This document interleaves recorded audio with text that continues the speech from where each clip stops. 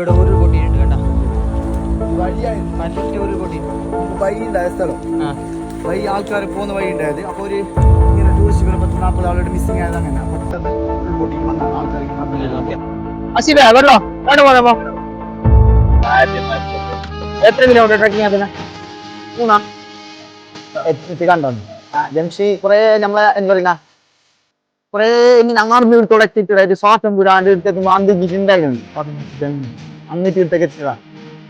എന്നിട്ട് ഇതിപ്പോ എത്താനായി ജംഷി നിമിഷങ്ങൾക്കാണ് ഞാൻ കാണാൻ പോകുന്നില്ലെങ്കിൽ നമ്മളെ ജംഷി ഉണ്ട്, ജംഷിക്ക് സർപ്രൈസ് കൊടുക്കാൻ വേണ്ടിട്ട് പോകുന്നുണ്ട്. അടിപൊളി സ്ഥലമുണ്ട്, പോയിട്ടാണ് വീഡിയോയിൽ കാണിച്ചു തരാം എങ്ങനെ എന്തെന്നല്ലോ പോന്ന ബൈ പിന്നെ അടുത്ത ആംബിയൻസ് എല്ലാം വീഡിയോയിൽ കാണിച്ചു തരാം.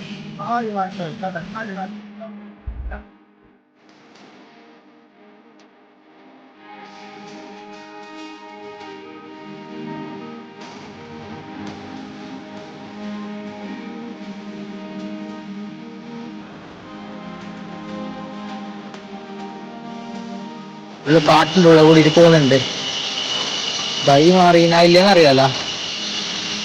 കാട്ടിൻ്റെ ഉള്ളിൽ കയറുന്നുണ്ട്, എന്താണെന്ന് അറിയാലോ. അല്ലല്ല കാസർഗോഡ്